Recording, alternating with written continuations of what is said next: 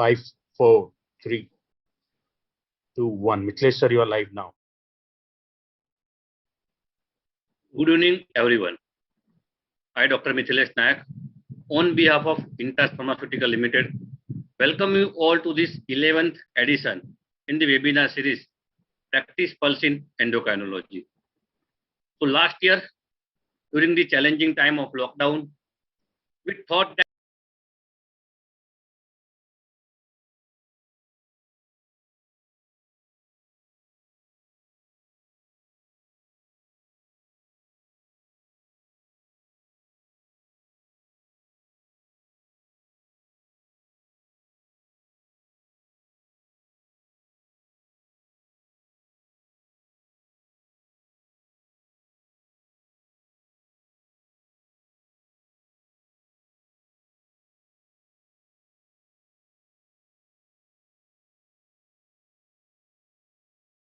Pankaj Chaudhary. He is a professor and head department of endocrinology, SSKM Hospital, Kolkata. He is also editor-in-chief in Indian Journal of Endocrinology and Metabolism, past president for the Endocrine Society of India, and founder patron for the Southeastern Federation of Endocrine Society. And he's having keen interest in the research in the field of endocrinology and published numerous articles in various national and international journals. So without further ado, I hand over the session to Dr. Chaudhary. Over to you, sir. Very good evening, ladies and gentlemen. A warm welcome to another edition of Practice Pulse in Endocrinology. And this evening we will learn from two very eminent speakers in our country, different aspects of thyrotoxicosis. Of course, as physicians, you, as also myself and my colleagues, see more of hypothyroidism. We have had occasion to discuss hypothyroidism in the past. We have looked at how to interpret thyroid function tests in the past in one of the previous editions of this Practice Pulse in Endocrinology series. This evening we shall concentrate on thyrotoxicosis, which is less common than hypothyroidism, but probably in more morbidities in the short term.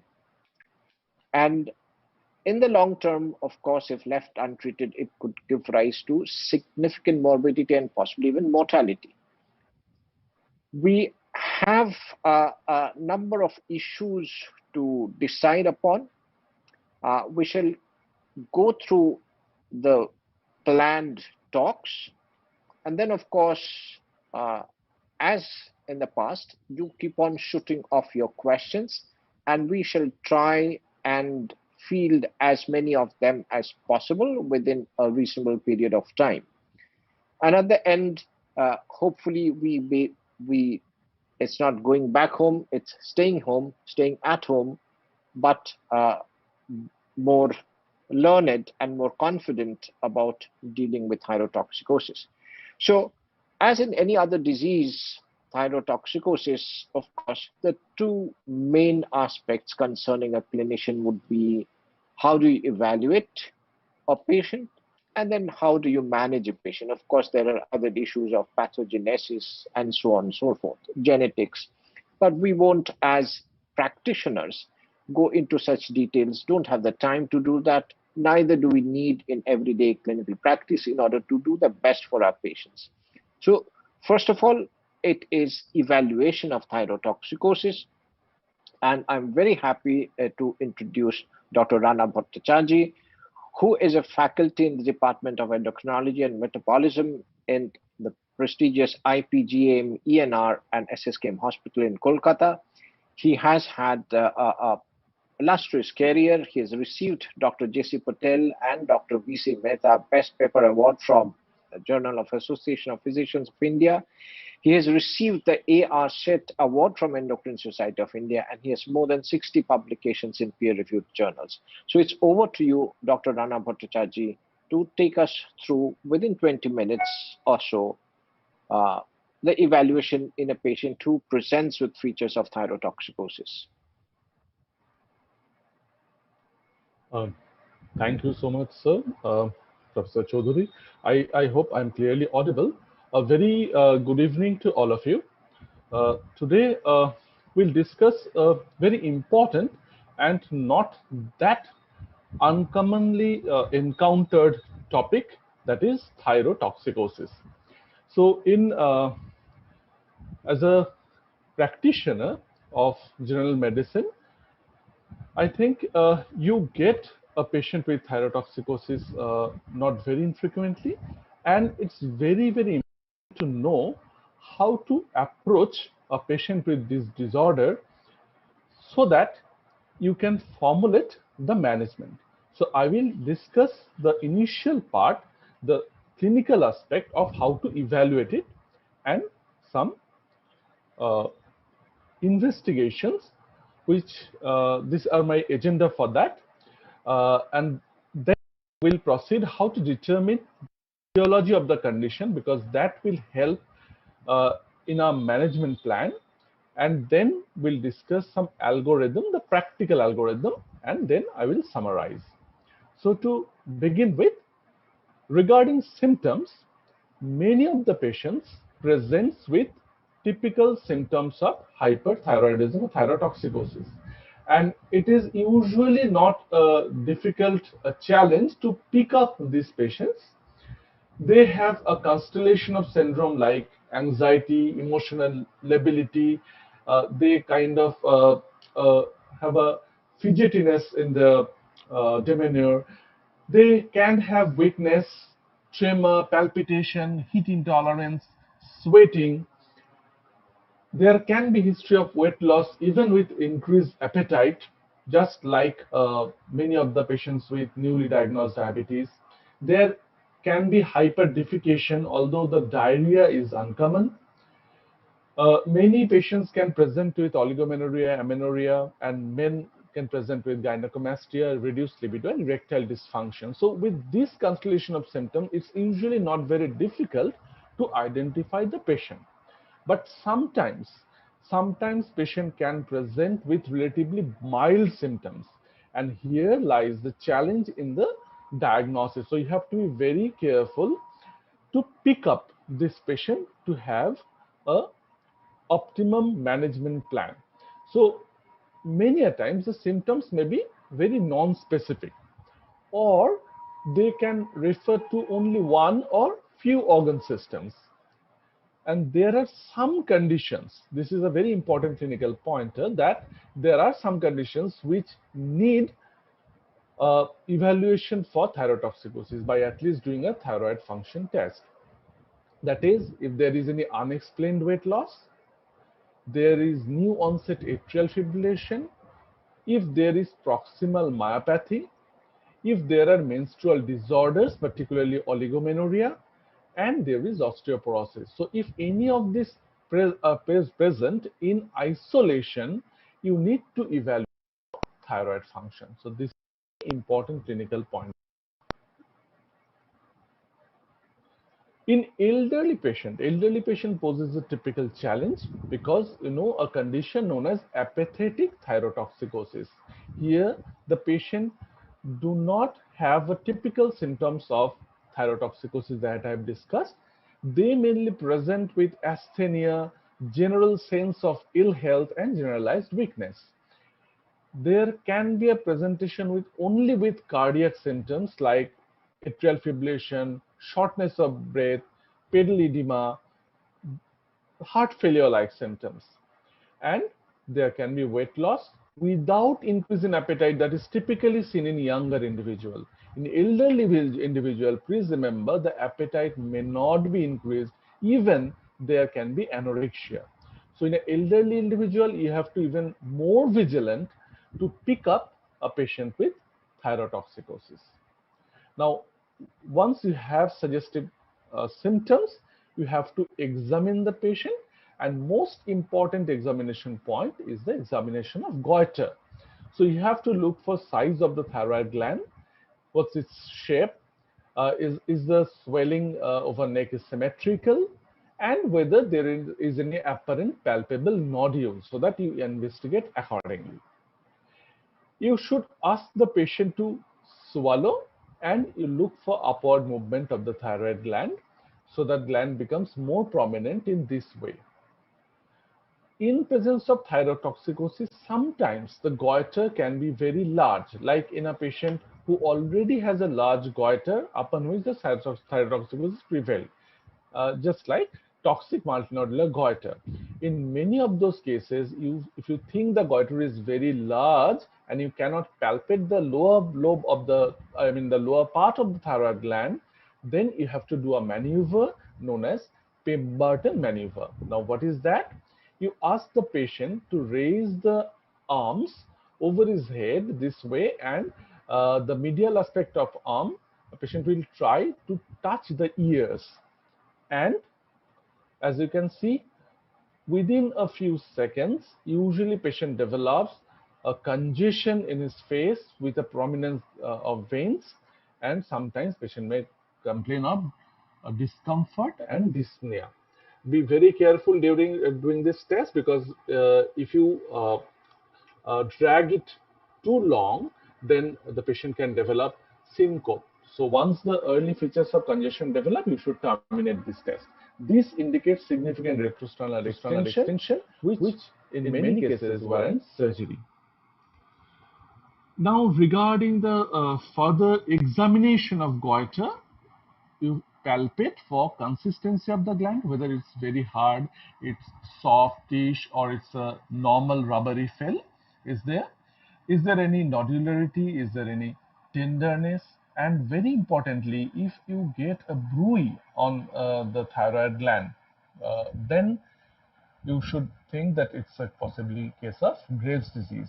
If there is tenderness, then it suggests most commonly subacute thyroiditis. But if it is very, very tender with a erythema, then you may think of acute thyroiditis, which is a very uncommon condition. For all practical purpose, tenderness over the thyroid gland is most commonly due to subacute thyroiditis, which is usually associated with thyrotoxicosis. During examination, you can see there can be a fibrillation or fine rhythmic, fine wriggling movement of the tongue. There can be gynecomastia. On the hand can be warm. It will be moist. Sometimes there is erythema. There can be clubbing or other nail changes. This clubbing can indicate presence of Graves' disease. In cardiac examination, you may get S3 sound, you can get some murmur, which can be due to various reasons. There can be pedal edema, particularly in severe thyrotoxicosis and in elderly due to associated heart failure, which is usually high output heart failure. There can be tremor, particularly which is seen on the outstretched hand. There can be proximal myopathy and wasting of the muscles. There rarely can be hepatosplenomegaly, although it's usually mild. There can be generalized blackish discoloration of skin, which is usually due to increased stage drive, which tries to produce more cortisol to meet up with increased metabolic demand produced by excess of thyroid hormone. Pretibial myxedema is a very important sign to pick up. I'll show you a picture. It helps in differentiating to diagnose the Graves' disease. Eyes, you can have some in patients, you can have features of thyrotoxicosis. In some other patients, you can have additional features of Graves' orbitopathy or thyroid associated eye disease. If these signs are present, we also call it infiltrative eye disease. Then the Graves' disease can be diagnosed with confidence in the background of thyrotoxicosis. Now, this is typically the normal anatomic position of eyelids. Eyelid, most commonly, it covers the upper 2 millimeter of the cornea from limbus, and it touches the lower part of the limbus just barely. So this is very important to remember once you examine the eye of the patient.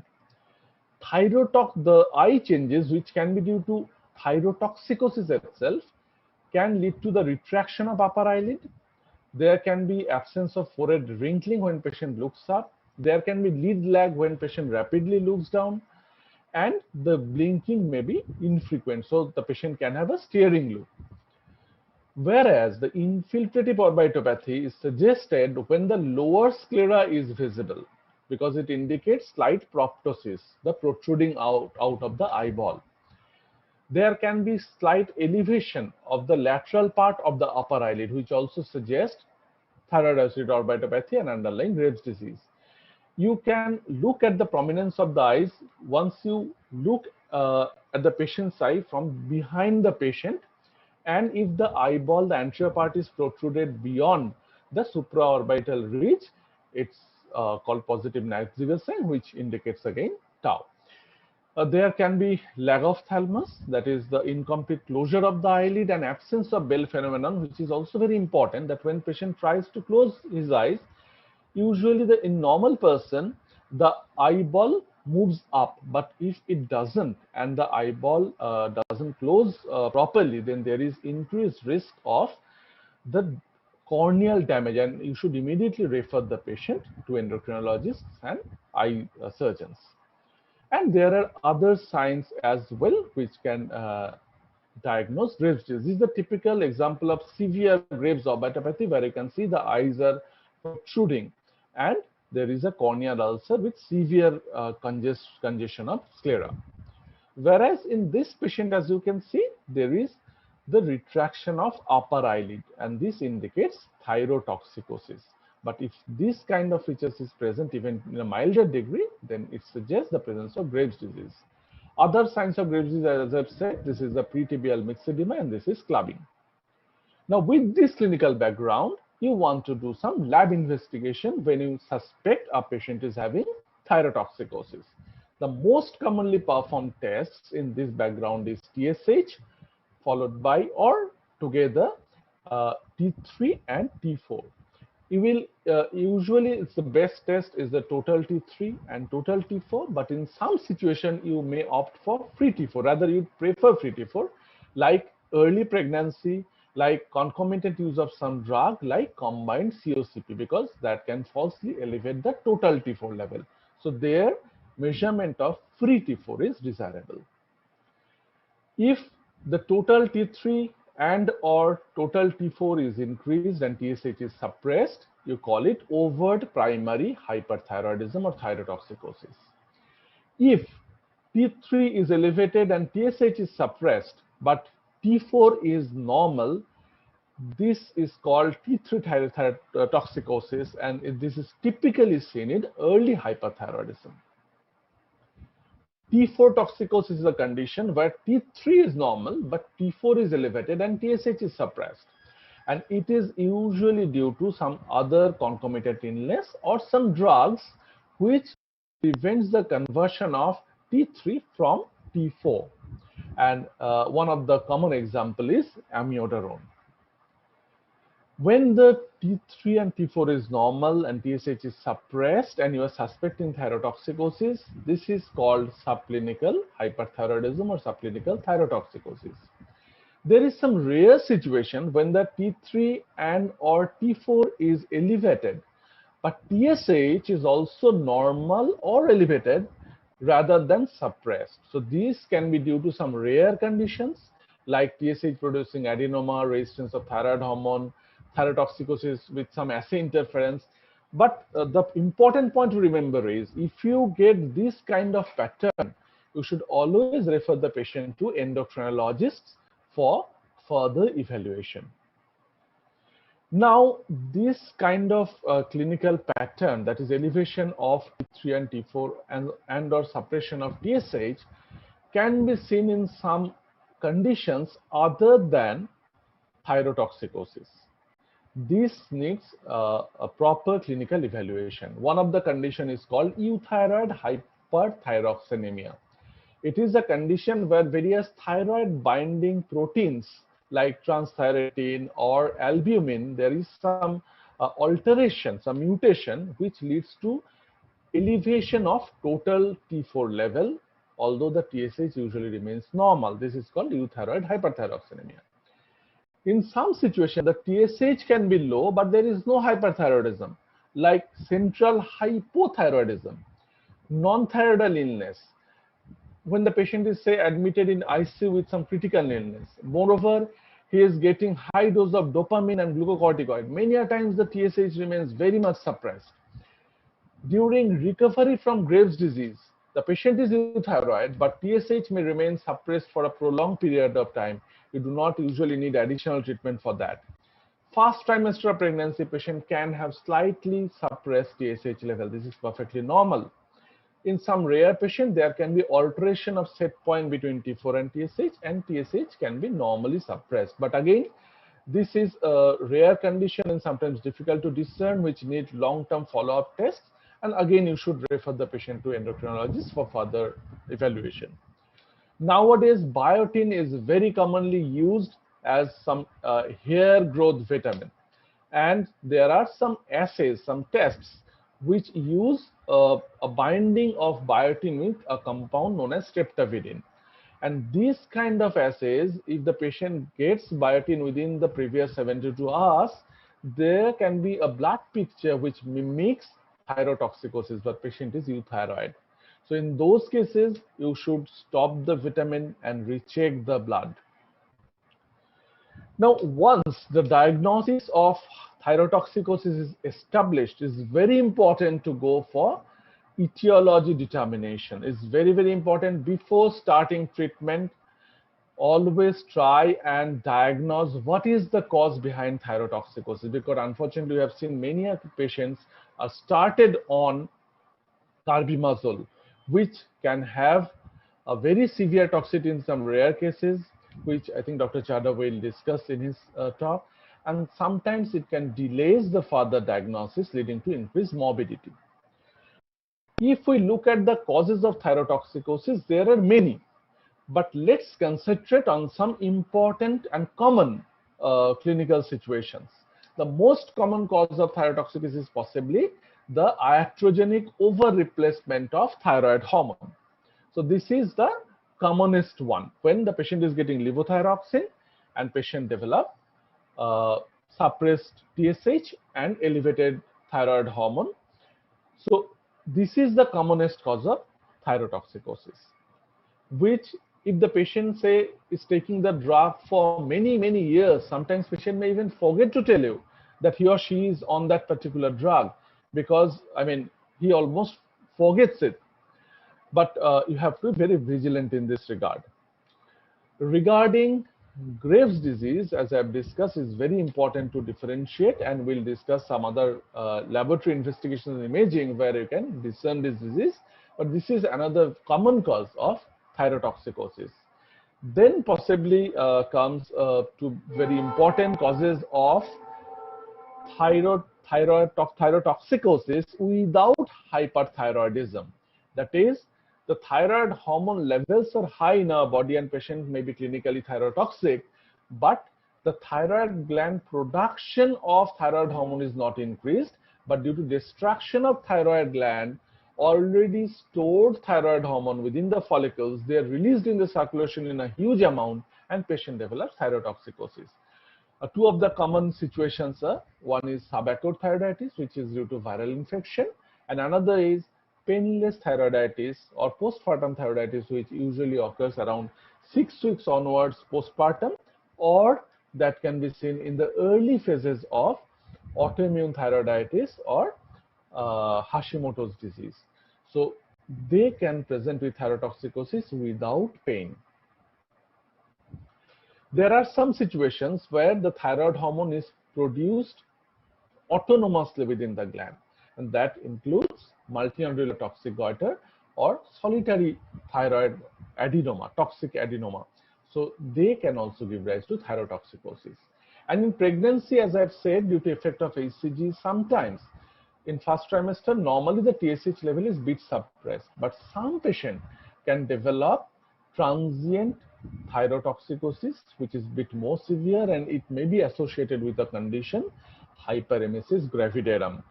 So you have to differentiate it from Graves' disease. There are some clinical clues which will point toward a particular etiology, like duration of the goiter and duration of thyrotoxicosis.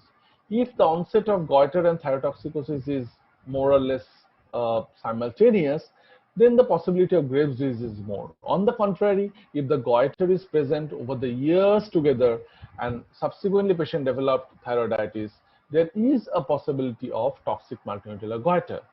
If the thyrotoxicosis develops within the period of days to weeks, there is a chance that patient is having silent thyroiditis or subacute thyroiditis. If there is presence of thyroid-associated orbitopathy or dermopathy, as I have discussed, they suggest Graves' disease. If there is presence of prolonged fever and there can be associated thyroid gland pain and tenderness, it suggests subacute thyroiditis. Sometimes it's very important to remember that subacute thyroiditis is a differential diagnosis of fever of unknown origin, which is often missed. And sometimes we have seen a patient, that patient underwent a lot of investigation, including a PET scan for underlying to detect the underlying malignancy, and there is uptake in the thyroid gland, and subsequent investigation found that it's due to subacute thyroiditis. So it can mimic the malignancy even. So the bruit I have already discussed, that if thyroid bruit is present, it suggests Graves' disease. Treatment history, as I've said, is very important. You have to ask for the intake of levothyroxine, and also in some cases the use of biotin. It is, as I've said, it can mimic thyrotoxicosis biochemically. Regarding menses is very important, because the oligomenorrhea can be present in thyrotoxicosis, but sometimes the first trimester pregnancy may remain undetected by the patient. So you have to be very careful in this regard, because if you may do some investigation with radionuclear agent.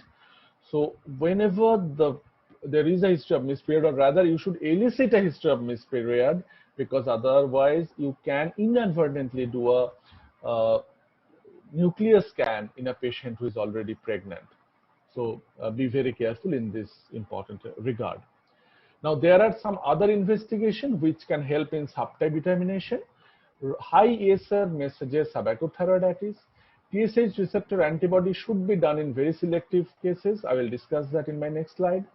Ultrasound can show the details of nodule if they are present, and in case of diffuse goiter, they can differentiate between the Graves' disease and subacute or silent thyroiditis, but that is very much operator dependent. This Doppler investigation should be done by very expert ultrasonographer. 99M technician partechneted scan is also very important. I will show you some pictures of those. Now, as I've said, the thyroid TSH receptor antibody is not a routine test. It should be done in some very specific situation.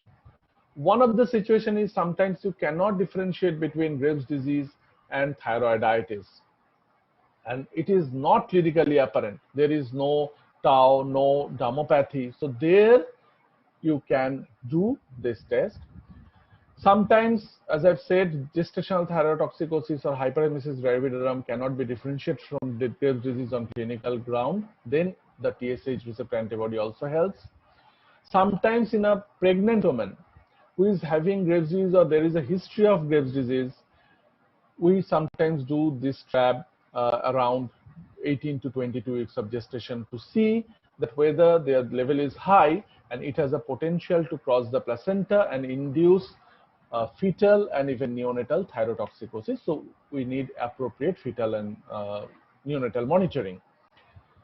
Once we, I think Dr. Chadha will discuss that how to decide when to stop antithyroid drug. One of the indicator would be the negative TSH receptor antibody. So these are the very, very selective use of TSH receptor antibody. It's a costly test, so please use it judicially. A few points regarding the technetium partechneted scan. This is the typical picture of Graves' disease. There is increased uptake, diffuse uptake in both the lobes, and there is reduced uptake in the salivary glands. And here you can see there is a cold nodule there. Now, a cold nodule present during the scan should always raise suspicion of something else, and patient should undergo USG to see that whether there is a chance of malignancy or not, or it's just a degenerated nodule. This is the example of multiple increased uptake, which is suggestive of multinodular toxic goiter. And this is a typical example of toxic adenoma, where you can see a single prominent uptake in the thyroid gland, with the other gland and the salivary glands did not take the uptake. This is the typical picture of subacute thyroiditis, silent thyroiditis, or exogenous thyroid hormone intake, because you can see the thyroid glands are not visible, but salivary glands are clearly visible. So, to to summarize to some extent, that if the hyperthyroidism signs and symptoms are present, then you should obtain a radioactive iodine uptake. This has been mentioned there, but radioactive iodine is not preferred nowadays. We do a simple technetium partectometer scan because this is more easily available, easy to do, and takes only 20 minutes. So if it shows there is no uptake or less uptake in the gland and there is prominent uptake in the salivary gland, then this suggests thyroiditis, ectopic production of thyroid hormone, or exogenous thyroid hormone intake. If the uptake is high, if it is homogeneous, it suggests Graves' disease, as I have shown. If there is multiple areas of accumulation, it suggests toxic multinodular goiter, and single accumulation suggests toxic adenoma. I will end with one of the very interesting cases that we had came across and we reported. This lady presented with thyrotoxicosis for a long duration. He visited multiple institutions, and as you can see the picture is typical of thyrotoxicosis. But when the technetium scan was done, there is no uptake on the thyroid gland. So the differential diagnosis, as I have said, was either subacute thyroiditis or exogenous production of thyroid hormone, or exogenous intake of thyroid hormone. So for that, we did a very important test called thyroglobulin. If thyroglobulin is suppressed, it suggests exogenous thyroid hormone intake. But in this particular patient, it is complicated by presence of anti-thyroid, anti-thyroglobulin antibody, which can falsely lower the thyroglobulin level in the standard assays that we perform. So we do not know whether thyroglobulin is truly undetectable or it is undetectable due to presence of high anti-thyroglobulin antibodies. So that made it even more complicated. And we further proceeded to look for the other ectopic source by giving a whole body iodine scan. It shows some uptake in the ovary, but subsequent investigation revealed that it's just a chance finding. There is no presence of struma ovari there, and ultimately it was found that patient actually surreptitiously taking, she was taking a thyroid hormone due to some psychological issues, and after the proper counseling and treatment, this was resolved. So to summarize, thyrotoxicosis is a fairly common disorder, and exogenous thyroid hormone intake and Graves' disease are possibly the commoner causes. Presentations can be very overt with constellation of symptoms, but sometimes the features can be very subtle. So you need a high degree of suspicion. Finding out the cause of thyrotoxicosis before starting treatment is very, very, very important, which is often not followed. And clinical clues, selective biochemical and radiological investigation are immensely helpful in subtype determination, and that helps in further formulation of the management plan. Thank you so much for your patient hearing. Thank you. Yes. Yeah, thank you, Dr. Rana Bhattacharjee, for covering very well the clinical approach to a patient suspected of having thyrotoxicosis. I would just sort of quickly maybe summarize and suggest that the symptoms are more neurological or suggesting effects of sympathetic overactivity, something like that, in younger patients. In older patients, they may be relatively non-specific, or they are more cardiovascular in nature. He has very correctly pointed out that if you look at biochemical tests that suggest thyrotoxicosis, possibly still exogenous thyroid hormone administration, even, I mean, not surreptitiously as he showed, that was a one-off case, but even doctor advised thyroid hormone administration, that possibly is the most common. But in clinical practice, who present as thyrotoxicosis, most of these individuals, because of excess overdose of thyroid hormones, because maybe the dose was not adequately calculated or advised, they usually do not have overt signs and symptoms of thyrotoxicosis unless it's really the dosage is really very, very high.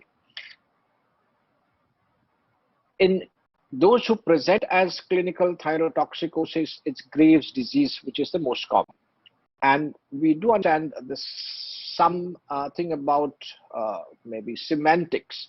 So thyrotoxicosis is essentially excess thyroid hormones in circulation. And hyperthyroidism specifically means when this excess thyroid hormones is because of an overactive thyroid. And he's very correctly shown the initial biochemical tests followed by further tests in a certain number of individuals before you institute treatment. And with that, I think we go on to the important aspect of how to manage these individuals. And in this respect, also, I think we need to be aware that there can be differences in approach or what is considered the most important or first-line treatment amongst different physicians, amongst different endocrinologists, and especially endocrinologists coming from different countries tend to view it differently. And India being a vast country, almost like a continent, I think there are differences in approach there as well.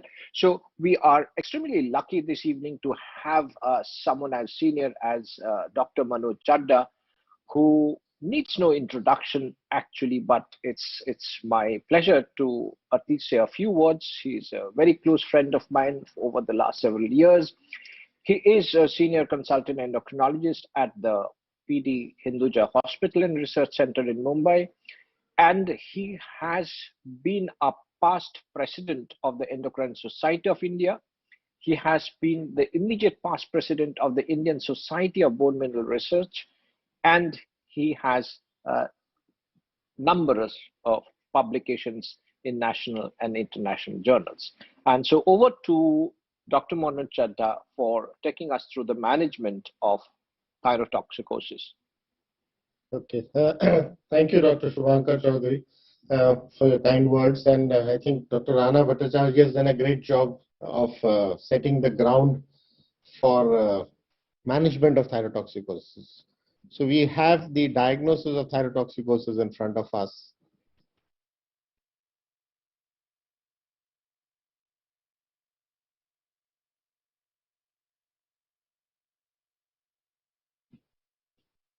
So for me, it's going to be probably now directly to the management part. And what I'm going to discuss in the next 20 odd minutes is the emphasis on the medical management of hyperthyroidism. We'll touch a little on surgical part and radioactive iodine treatment. And as Dr. Shubhankar very clearly said, forget the world, within India also, there would be a difference in opinion about what is the best method of treatment. So what I have learned over the years is, depending upon the center that you have done your DM and what your professor used to like, you follow that form of treatment. So you may have somebody from north talking of medical, probably from the west, we are more in favor of radioactive iodine treatment of hyperthyroidism, and surgical treatment is for very selected patients. So that's okay. We will discuss that very briefly here, and probably in the question answers we can discuss that a little more. And I'm just going to very briefly touch on thyrotoxicosis in pregnancy, because Rana did talk about the TSH and T4 changes in pregnancy, which is a very separate chapter altogether, but I still want to give a little brief about it in 1 or 2 slides. Dr. Rana has stressed on the fact, Dr. Chaudhary has also stressed, I'm going to do it again for you, that thyrotoxicosis is the syndrome that we are seeing of thyroid hormone excess. So all the features that we talked about, the weight loss, the hyperdefecation, the increased appetite, palpitations, tremors, etc., etc. So those are all thyrotoxicosis because of raised thyroid hormones. And then we keep using a term hyperthyroidism, and to stress on what is the difference is hyperthyroidism is thyrotoxicosis due to an ongoing thyroid hormone production. Dr. Rana has very clearly told you a couple of situations like iatrogenic thyrotoxicosis, like subacute thyroiditis, like postpartum thyroiditis. So these are situations of thyrotoxicosis, but since there isn't hyperthyroidism associated with it, we don't use anti-thyroid treatment. We actually buy time by doing symptomatic treatment, and very often these are self-limiting conditions and you don't need to give any anti-thyroid treatment. So we'll just discuss the management with two cases as examples. Remember that thyroid problems are more often seen in females. So I've just put a prototype as a male, 55-year-old male, progressive, unexplained weight loss. So someone is dieting all these food fads nowadays and losing weight. That's not a reason to start investigating for thyroid. But unexplained weight loss, history of palpitations, tremors, stress in the family history of thyroid disorders. These are all suggestive of hyperthyroidism as a cause of these features, and which can be confirmed with the investigations that Dr. Rana was talking to you about. A T4, T3 elevated, a TSH less than 0.05. It's important that physicians are aware of their normal lab levels. On an average, T4 is between, say, 4 and 12 in most labs, microgram per deciliter. T3, I remember it as 100 to 200. Some people would say 80 to 180. It really doesn't matter. You should be aware of what is used in your lab. It could be nanogram per deciliter. And to confuse things, it's sometimes expressed as nanogram per ml. So then it would be 2 decimals to be placed. And to further confuse things, there are some labs which report it as nanomoles per liter. So you should get familiar with, again, your lab normals. But TSH is pretty standard, always expressed in micro units per ml. And anything between 0.3 and 5 is considered as normal. So once it starts going below 0.1, we start thinking of thyrotoxicosis. And here, very obviously, these are clear-cut abnormal values. He talked about the importance of antibodies. You could do anti-TPO, but in most cases, these are expensive investigations, TRAB, anti-TPO. You don't need it. It's only when you want to make a difference between a autoimmune thyroiditis from other reasons that you want to look at it.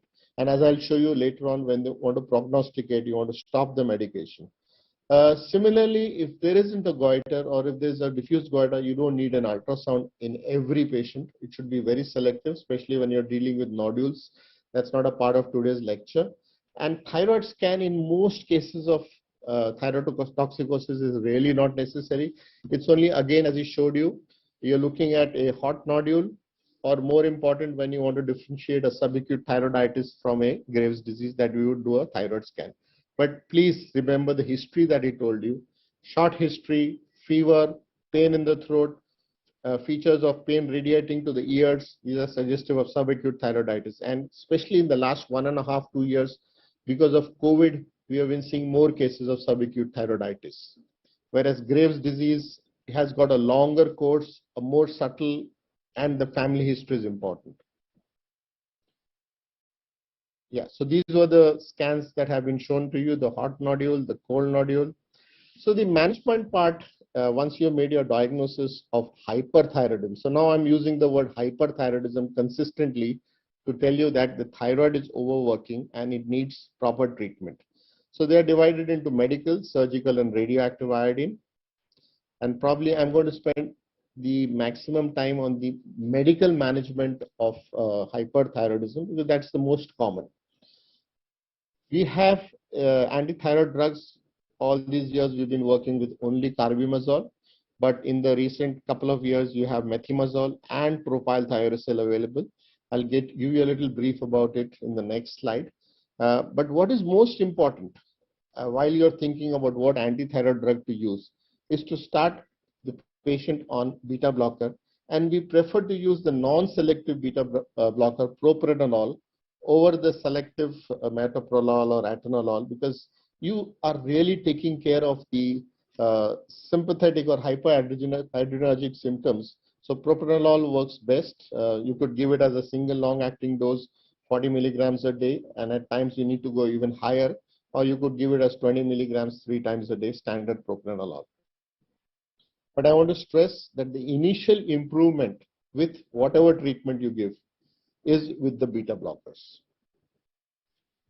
Now, of the 3 antithyroid drugs that I talked about, probably the best experience that most of us have had is with carbimazole, because that has been around us for nearly 4 or 5 decades.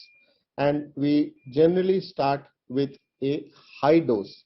So unlike hypothyroidism, where we start with a small dose and then build it up, or with diabetes, where we start with a lower dose of oral antidiabetics and build it up, in hyperthyroidism, we start with the full dose, let's say, 30 milligrams initially in divided doses, and then you can give it as a single dose once the patient starts improving clinically.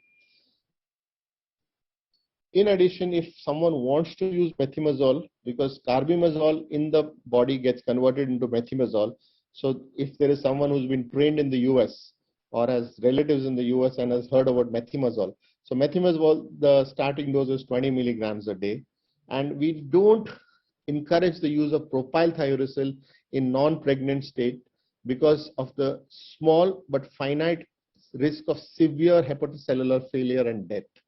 So the use of propylthiouracil is restricted to only the first trimester of pregnancy, and the dose is between 200 to 300 milligrams per day in divided doses. It's a 50 milligram tablet, so you're giving between 4 and 6 tablets a day. Just one slide to sort of tell you what happens is these drugs, they interfere with the synthesis of thyroid hormones. So that means T4 and T3. They block the addition of iodine into the thyroglobulin, into the tyrosine, and then the addition of 2 tyrosine and 2 iodine molecules into DIT, and then addition 2 DIT into T4. The fact is, this whole thing starts immediately, and within say 24 to 48 hours, the thyroid hormone synthesis comes down drastically. But I said in the beginning that it is beta blockers which makes the initial difference, because the circulating thyroid hormones take about 5 half-lives to get cleared out, and the T4 has a half-life of about 7 days. So it takes about 5 to 6 weeks before the T4 levels start coming down. And that has to be kept in mind, because you don't want to keep doing T4, T3, TSH test every week or every 2 weeks or 3 weeks, because unnecessarily the patient is spending money and you don't expect changes in the first 2-3 weeks. So as I mentioned, with carbimazole, you're starting with 30 milligrams a day. It could be given as 2 doses or 3 doses a day, because initially it's better to give it multiple doses, and then you can give it as a single dose. You start follow-up after 6 to 8 weeks, and the TSH may remain suppressed for months together, so you don't need to get worried. At least 6 to 8 months, sometimes the TSH may not rise. So when you're going to follow your patients and you want to adjust the dose of carbimazole, it is through T3 and T4. After about 6 to 8 weeks, or maybe 12 weeks, when you do the second follow-up, you start reducing the dose of carbimazole. By that time, you can give it as a single dose. We go from 20 milligrams, then 10 milligrams, and at times we maintain them on 5 milligrams of carbimazole. The T4, T3, and TSH is monitored every 2, and if the patient lives far away or is otherwise comfortable, it could be every 3 months. But I generally tell my patients to keep a weight record, and a sudden increase in weight could be a sign that the patient is going towards the hypothyroid state and should come back for a follow-up earlier than what was planned. And interestingly, the dose of antithyroid drugs is generally stable in the children, in the elderly, and in patients with declining renal function. When I talk to you about the side effects, I'll tell you later about the liver problems. Medical treatment is generally continued for 1 to 1.5 years, that's 12 to 18 months. But there is a shift, towards longer duration of treatment, maybe 2 years and even 3 years, and at times even longer.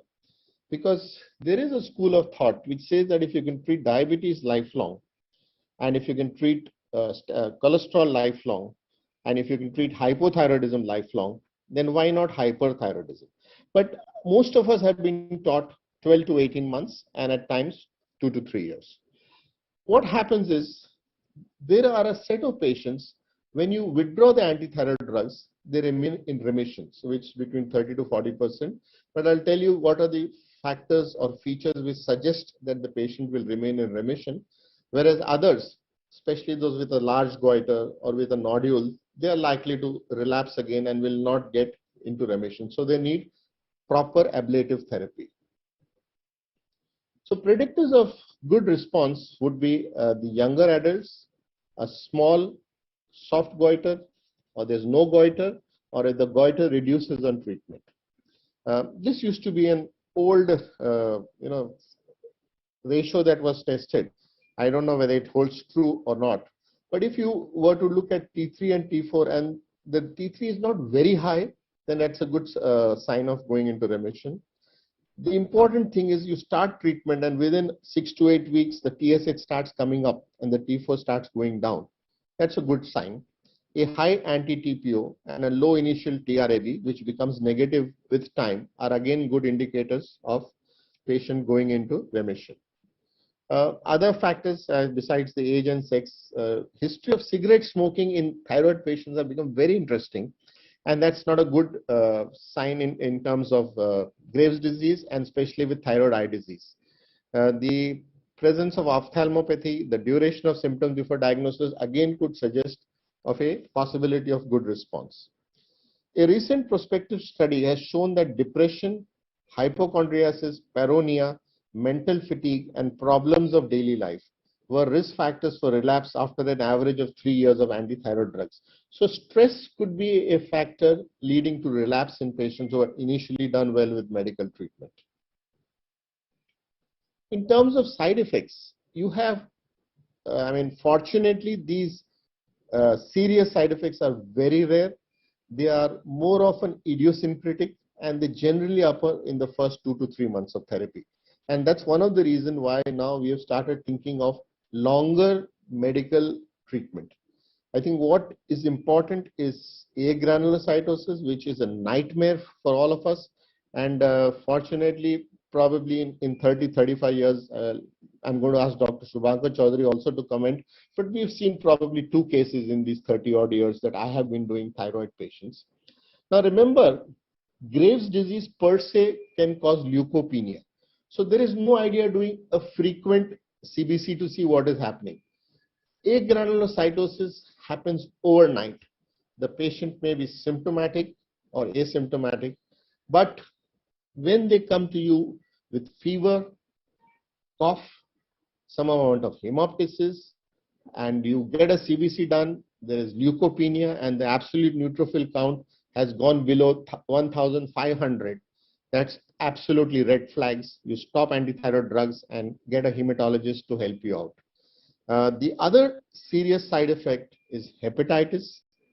The patients with carbimazole or methimazole may get cholestatic jaundice, whereas what is very serious is what I told you with propylthiouracil, and that is hepatocellular jaundice. And could remit, we could reverse, but there are cases, like I told you, mortality with propylthiouracil has been described. So vasculitis or severe arthritis has also been described with these antithyroid drugs. But I repeat, these are very rare and there's no reason why you should not be prescribing your patients antithyroid drugs when indicated. Mild reactions like rash, urticaria, arthralgia, GI disturbances are no reason to worry and they would settle down. So, in a center like say where I have been trained, surgery is very low on the cards, and probably most of my surgery friends don't like me because I send very few patients of thyroid disorders, whether it is nodule or whether it is hyperthyroidism. for surgery.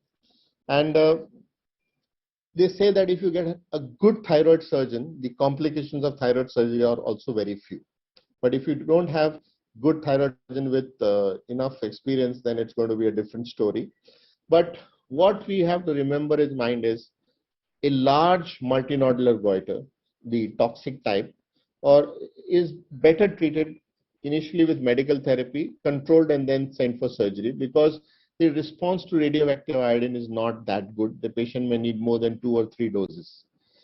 Patient has been treated with medical therapy and now relapsed. We then think in terms of an ablation, either surgical therapy or radioactive iodine. At times, patients are receiving not 30 milligrams, but 60 milligrams of carbimazole and still not responding to the medical therapy. Then you think of alternate forms, and in that, surgery is one of the situations that you think of. Children, adolescent, initially, we never thought in terms of radioactive iodine as a form of therapy, but now we've started giving children and adolescents also radioactive iodine. But some of us may not be comfortable giving radioactive iodine to these growing children, and then surgery is an option. Ladies planning for pregnancy may be better off after surgery than prolonged medical therapy. And very rarely, a pregnant woman not being controlled with medical therapy may need surgery during second trimester. It's pretty safe during second trimester. Radioactive iodine is a popular, easy form of management of hyperthyroidism. It's been around for now nearly 85 years. And the dose is calculated per gram of gland. But over the years, we've realized that instead of doing calculations and then deciding on the dose, it's better to give a fixed 5, 7, or 10 millicurie of radioactive iodine, that is I-131. So I-131 actually has 2 radiations, beta and the gamma radiation. It is the gamma radiation which is used for scanning, and it is the beta radiation which destroys the gland. So we are using the beta radiation for slowly destroying the thyroid follicular cells. So unlike surgery where you get immediate response, the radioactive iodine response is over weeks, months, and it may take 4 to 6 months to see the complete effect. It is generally safe. You just need to ensure that the lady is not pregnant and she's not planning for pregnancy, because after giving radioactive iodine, we say 6 months of no pregnancy. Very rarely, it's 40 to 60% in some literature, but the fact is it's not a very serious problem, post-radiation hypothyroidism. Otherwise, sometimes with larger dose, patients may complain of dry mouth because of the salivary glands getting irradiated. But these are all temporary things, and we really don't need to worry about radioactive iodine. I think the important thing is it can lead to hypothyroidism in anything between 60 to 80% of the cases.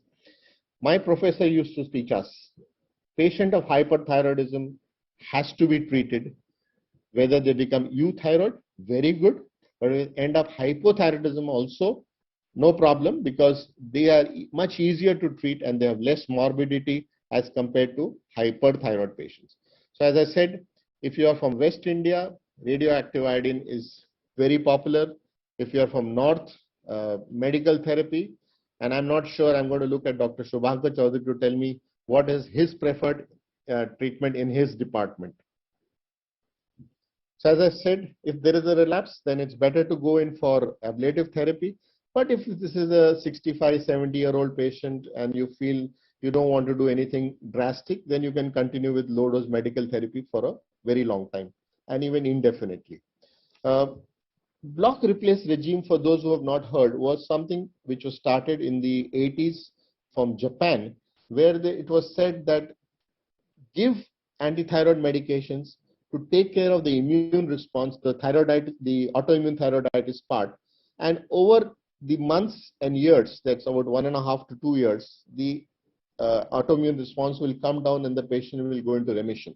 So you give the full dose of antithyroid drug for these 18 months, and as they become hypothyroid, you give them thyroxine to take care of this hypothyroid state. Some of this never was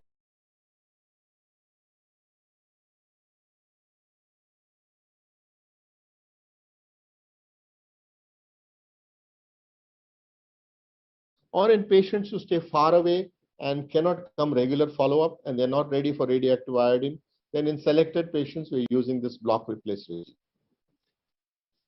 Quickly now we talk about a second patient, which I told you, short history, feverish, pain in the throat and the ears, flu-like illness, no family. So you understood what I'm talking about. Dr. Rana has also told very clearly, we're talking in terms of a patient who is thyrotoxic, but the T4, T3, TSH are suggestive of thyrotoxicosis. But when you look at the T3 to T4 ratio, it's less than 20.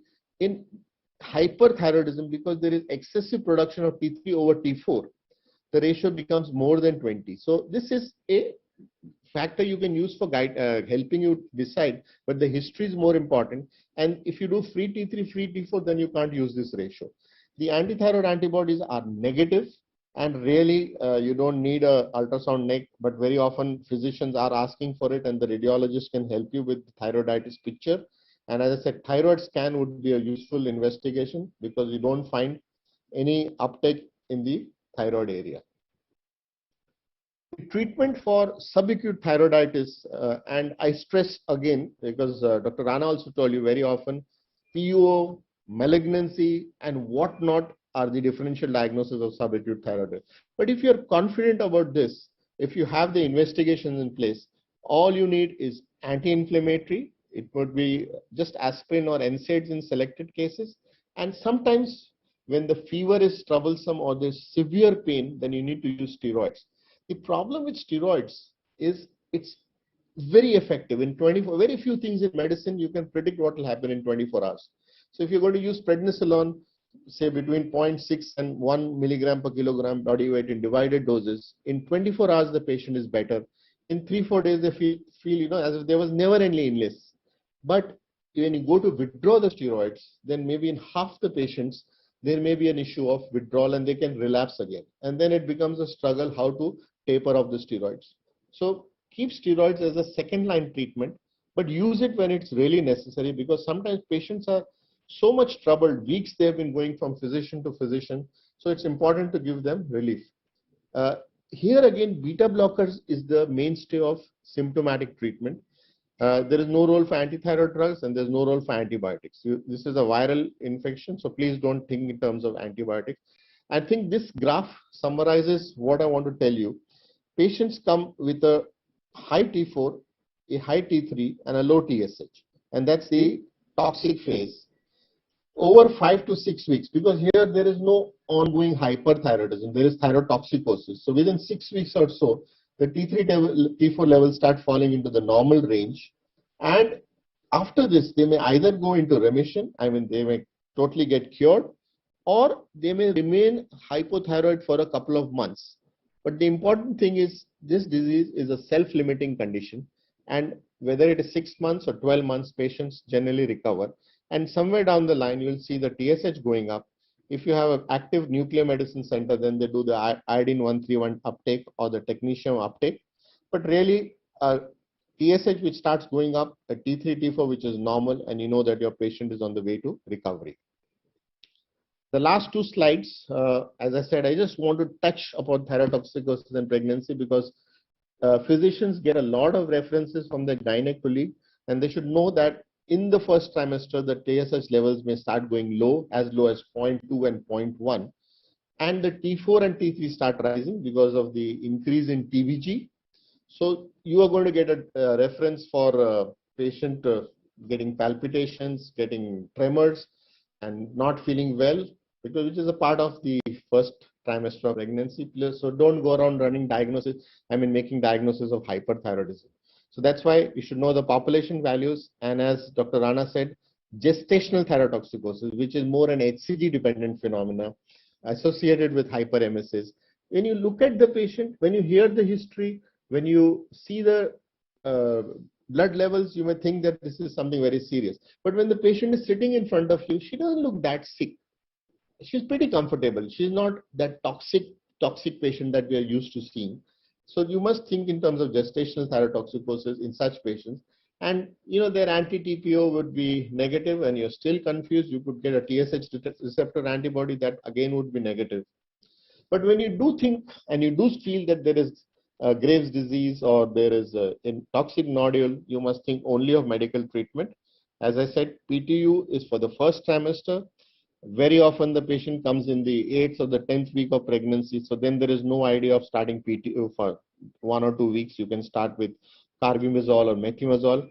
We are worried about the methimazole, carbimazole causing some fetal problems, but these are very small. So we should not, lose sleep on that or not use medications when they're really indicated, because untreated hyperthyroidism can lead to early fetal loss, abortions, premature deliveries, things like that. And important here is don't go for the full dose of antithyroid drug. Use maybe 60% of it and try to keep the T4 at the upper limit of normal. Don't bother about the TSH. It will take its own sweet time to come up. So what is important, as Rana said, was you could use the free T4, free T3, which is again trimester specific, or you could use total T4 and T3 and adjust it for the week of pregnancy.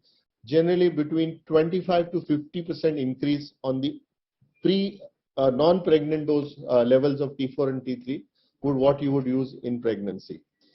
Important thing to remember is that most autoimmune disorders improve in the 3rd trimester of pregnancy. And so here also we'll find that Graves' disease improves, the requirements for medication go down.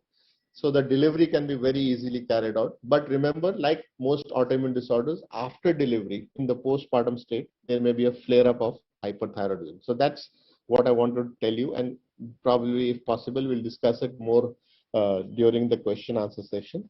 The important thing is hyperthyroidism is not as common, but you should understand the difference between hyperthyroidism with thyrotoxicosis, which is common, but thyrotoxicosis without hyperthyroidism is not so uncommon now. We are seeing such patients because unnecessarily we don't want to give antithyroid drugs to these thyrotoxicosis without hyperthyroidism.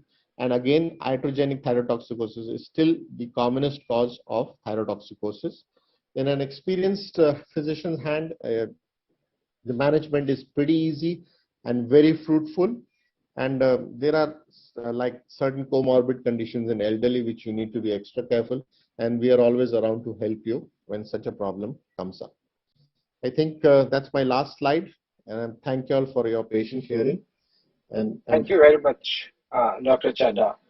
As usual, a very lucid representation of the management principles in hyperthyroid states as well as in thyrotoxicosis due to subacute thyroiditis.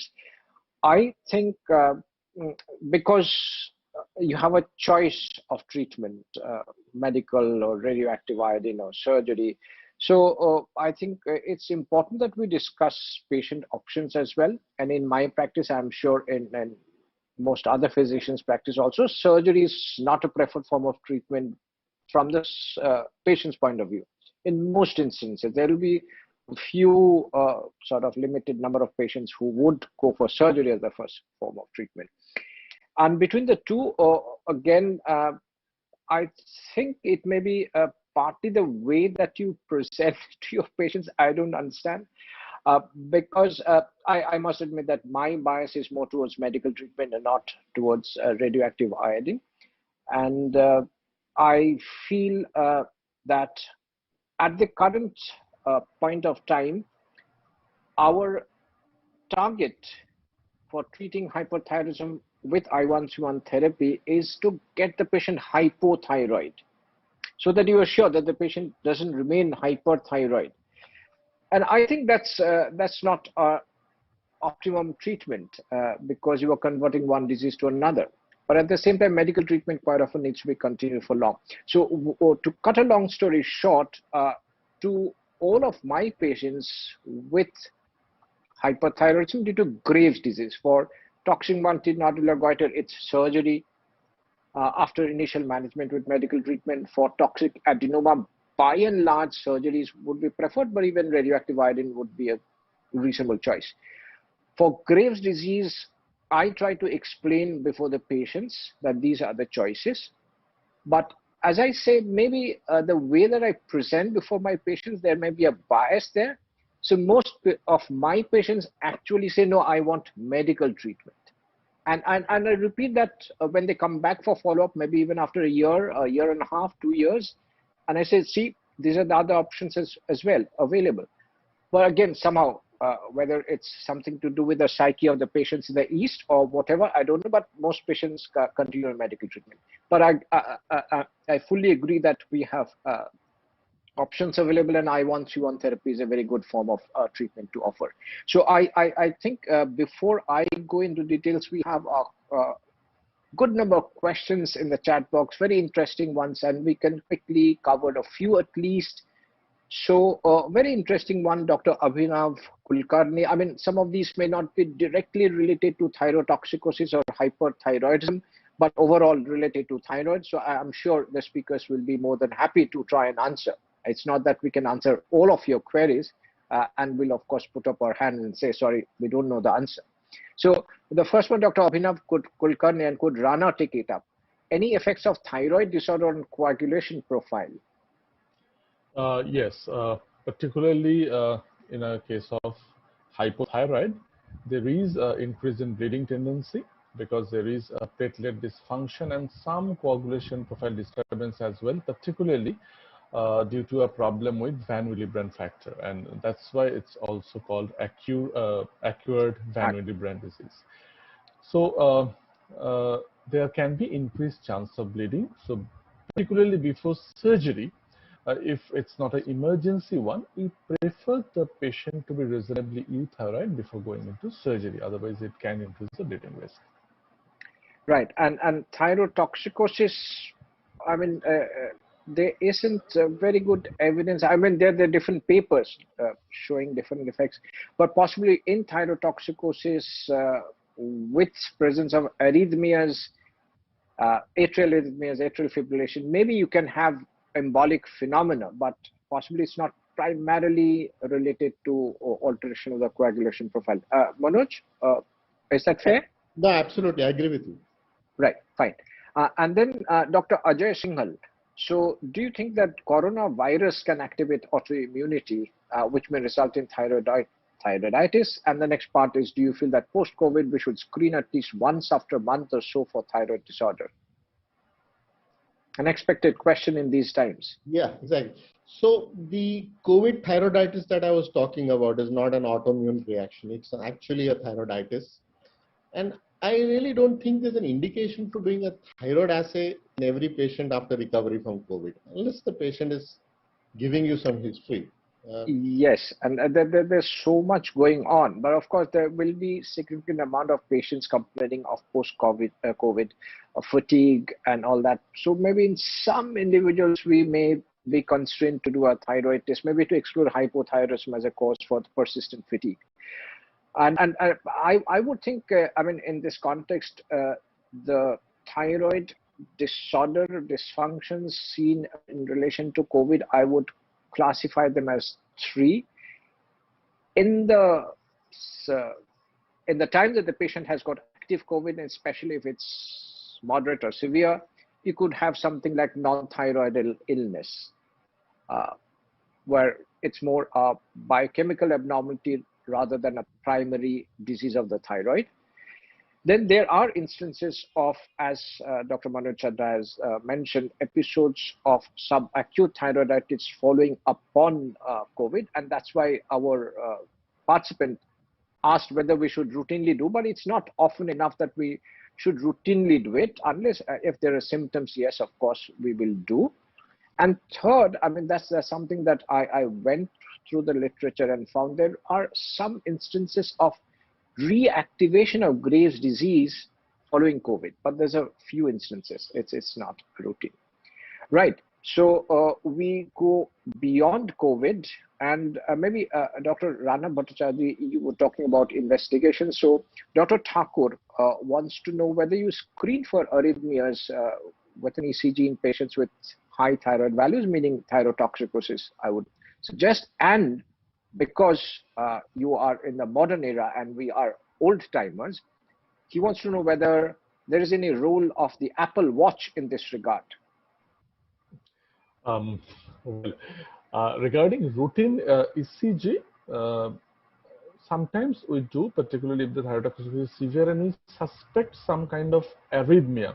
Sinus tachycardia is very, very common. It's possibly the most common cardiac rate abnormality is there in case of thyrotoxicosis. We usually do not do routine ECG in those cases. But when we suspect, like a patient is elderly, may have underlying ischemic heart disease, or the pulse is a bit irregular, in those cases, of course, we check for ECG.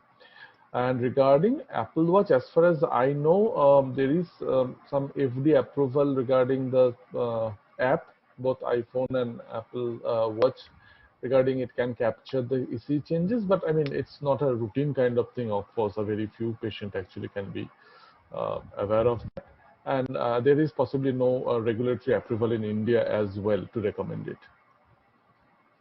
Right. Anything from Manoj? Apple Watch? No? No, I'm not a Apple Watch fan, so Okay. I don't want So to. you're biased. Okay. Right. So we have Dr. Aditya Deshpande. So what he talks about is a real life situation where TRAB assay may not be widely available and it's also costly. Similarly, scintigraphy technetium scan is not widely available. So can an ultrasound scan with color Doppler help you to distinguish between subacute thyroiditis and Graves' disease? Who wants to take it? Manoj. Okay, I absolutely agree with this question, because if you do not have a scan and TRAB is not available, a good sonologist can tell you very easily a difference between subacute thyroiditis and Graves' disease. I mean, for them, it will be like a very simple thing, and you can trust them to give you that answer. So don't worry if the investigations are not there. So Manoj, you feel the availability of a good sonologist is more than availability of a TRAB assay? Fair enough. Okay, fair enough. Yeah, so you could theoretically do. I mean, but I would just like to say that sonologists in general would not be able to pick up. That's my experience in my part of the country, Yeah. and only I remember, because this question came up only a couple of days back. I had a patient with subacute thyroiditis, apparent subacute thyroiditis, who had undergone ultrasound because the physicians had advised and said increased vascularity, and then the comment was consistent with thyroiditis. That was the result I found. No, so but anyway, but of course, let yes. me tell you, forget the ultrasound. But what Rana started saying, and which is very important, is the history.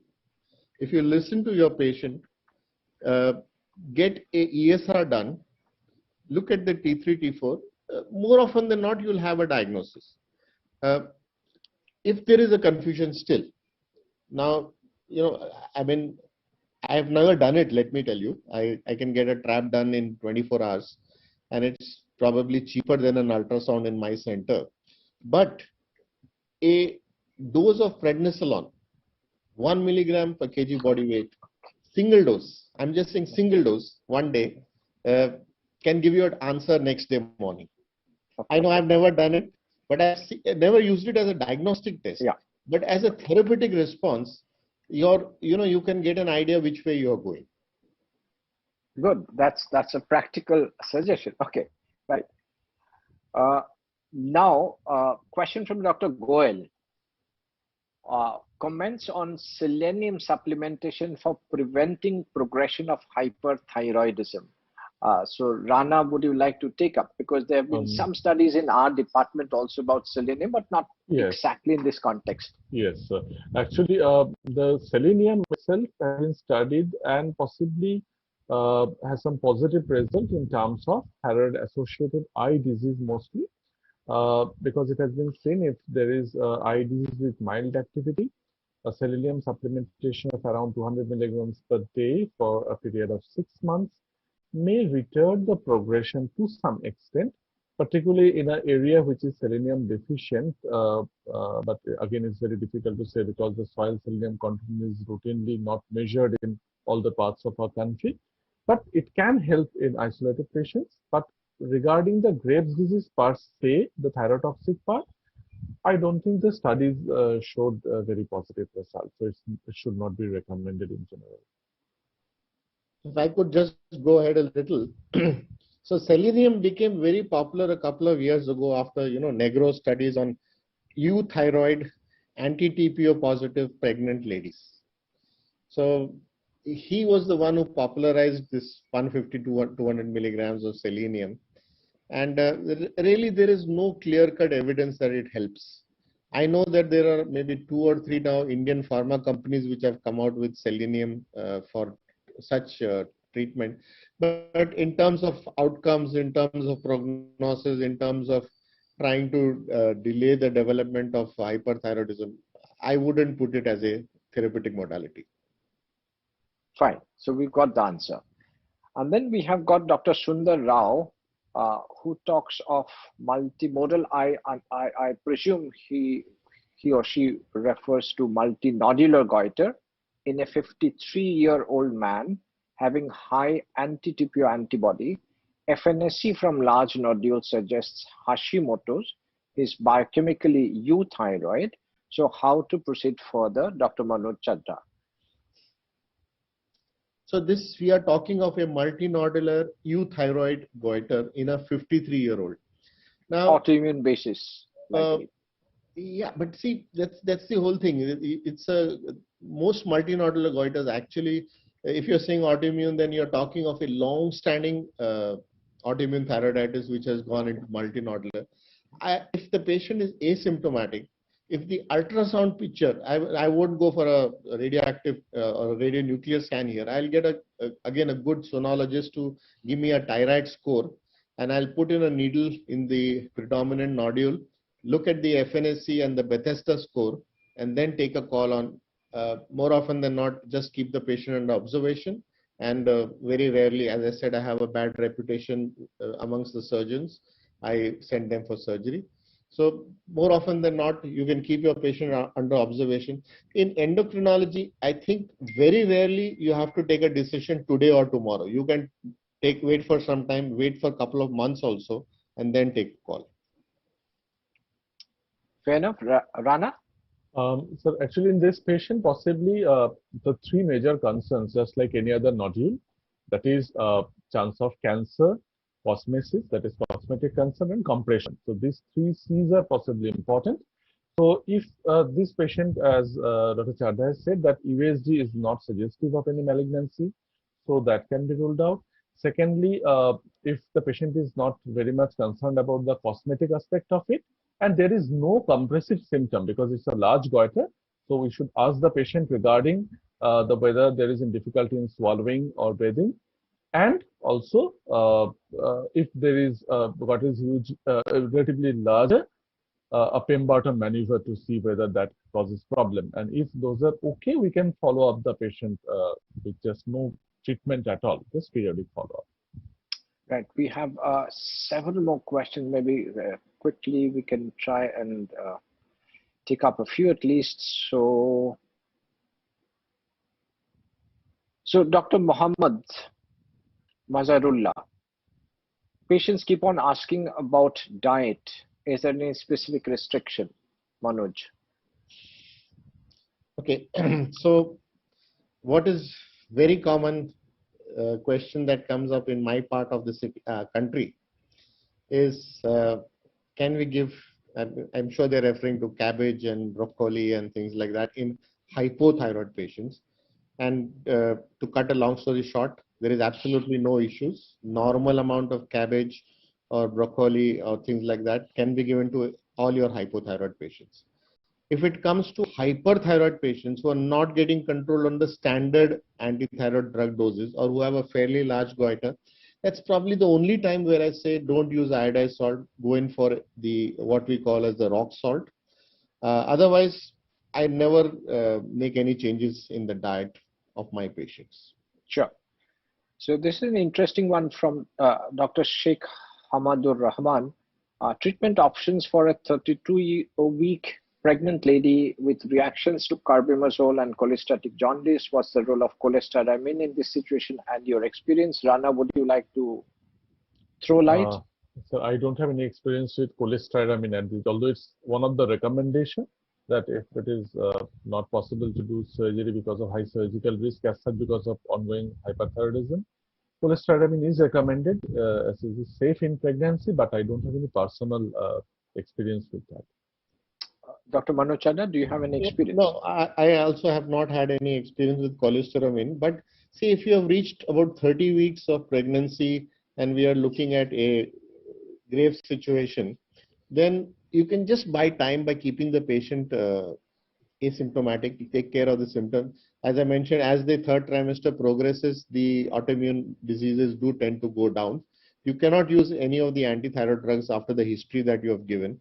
So just buy time and hope that the lady goes towards term and delivers, or may you may even need a LSCS.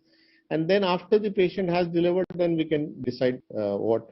So there has been one or two situations which I can tell you in the second trimester. We thought we have operated on the lady. There have been one or two situations where a non-pregnant state we have gone in while the patient was toxic, but one of them had had a history of agranulocytosis. So we were scared to even think of giving anti-thyroid drugs. So one we had treated with potassium perchlorate and got her operated. And the other one we actually just begged our anesthetist and got the surgery done. So these are rare situations, but you can do it. Today, anesthetists can do wonders.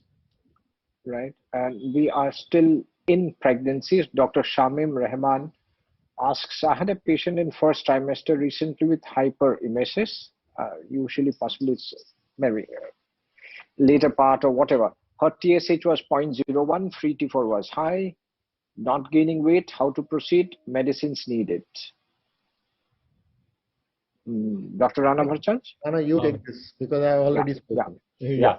It's basically conservative management in all of those situations because this is a typical gestational thyrotoxicosis.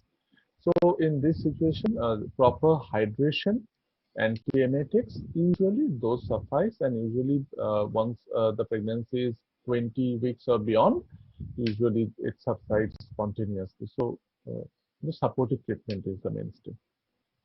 Right, and Dr. Anish Jain, a 10-week pregnant lady on steroid, why steroid, I don't know, and progesterone for pregnancy support, develops or has been found to have high T3, T4 and low TSH, does not have any symptoms and signs, what to do? Dr. Manoj Chadha? Yeah. I wouldn't do anything. I'll just talk to her, say hello to her and call her back after 3 weeks to review. Right. And Dr. Pankaj Patwari, should we do LFT and total leukocyte count in all patients before starting anti-thyroid drugs? What do you practically do? I'll ask both. Dr. Manoj. Okay, so that's a good question. I didn't get into the LFT part because I didn't want to go in that purposely. So leukopenia is a part of Graves' disease. You want to do it as a routine. I don't think it's going to give you any additional information unless you find something like 3000 and the neutrophil count is less than 1500 absolute. Then it gives you a sleepless night. So you're better off not worrying about it because it will come up. In terms of LFT, there isn't a recommendation that we should be screening our patients routinely before prescribing anti-thyroid drugs. But remember, again, the thyrotoxicosis can cause liver function derangement much before the drugs can cause problems. So routine patients should be prescribed the drugs and then followed up 6 to 8 weeks down the line. So do you do or do you not? No, I don't do LFT routinely. CBC is part of the the examinations was done. Okay. But I'm not asking for liver enzymes routinely. Right. Rana? Yeah, I do CBC in all the patients before starting because, as Dr. Chadha said, that the neutrophil count can be low to begin with in a patient of thyrotoxicosis. But it actually establishes the baseline so that we can examine the trend. Say if the patient develops symptoms like sore throat or fever maybe 2 weeks down the line, and we find the leukocyte count is a bit low. So if we have a baseline blood count that really helps to see the trend, whether it is decreasing or it is low, but it is better than before. So in that case, we are reasonably assured that possibly the effect was due to thyrotoxicosis itself, and by treatment of the hyperthyroidism, the leukocytosis is getting better, and it's not up. So it helps to establish the trend.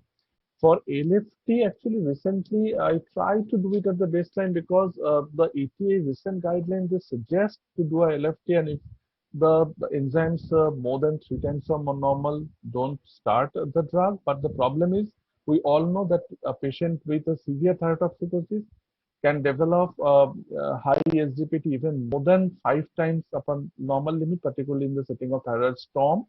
And in those cases, we have to use it, but of course with caution.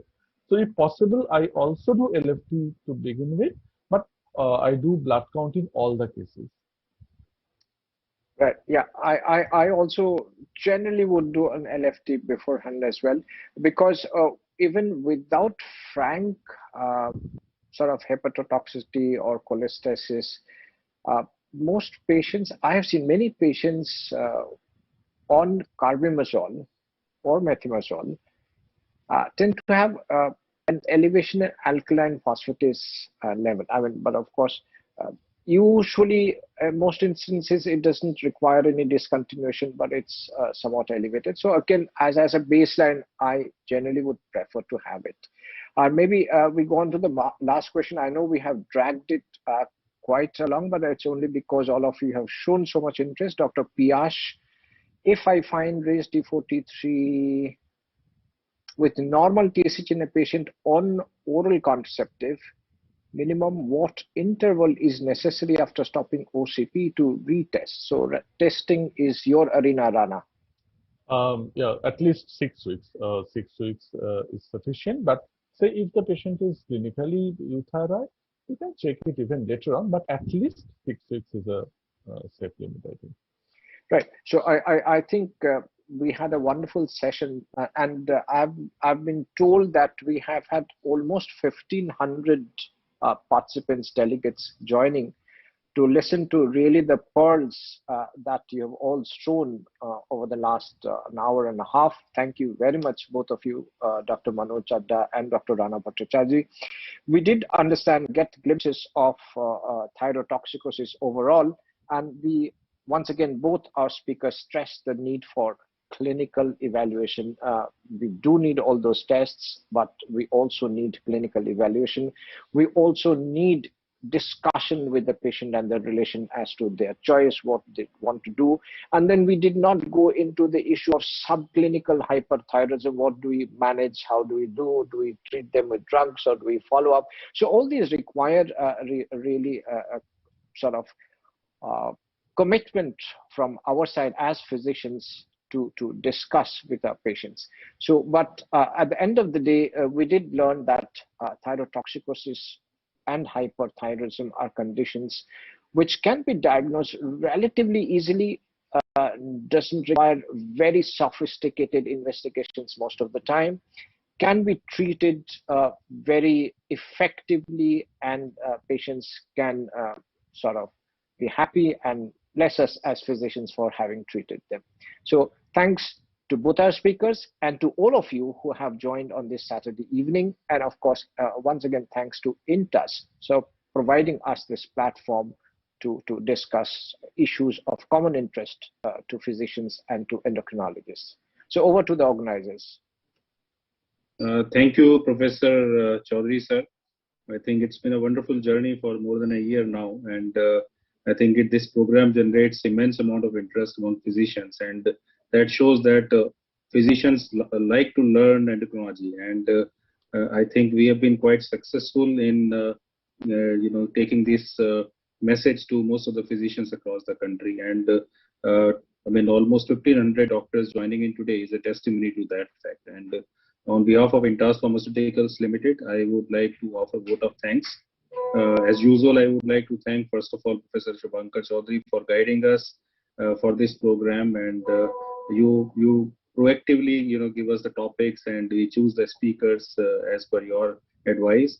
And I would like to thank Dr. Manoj Chadda for being here and readily accepting the invitation for lecturing today. And Dr. Rana Bhattacharya ji, thank you very much, sir, for being here on this platform. And next session of Practice Pulse in Endocrinology is scheduled on 17th of July, that is third Saturday of next month. And we have two very interesting topics, as Professor Chaudhary has suggested.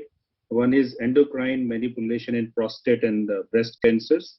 And we have already shortlisted the speaker for that. We have Dr. Beatrice Annie from Hyderabad who will be speaking. And we have another interesting topic on interpretation of EVG report. And we have Dr. Mohan T. Shenoy from Trivandrum who has agreed to be part of this program. So thank you very much once again from INTAS to all the delegates for joining in today. And we have, we would like to position INTAS and our brands in a way that these are the products which provide quality science to you, and that is how you should remember us. So thank you very much once again to all of you, and good night to all of you from INTAS here. Thank you once again. Good night. Thank you. Very good night.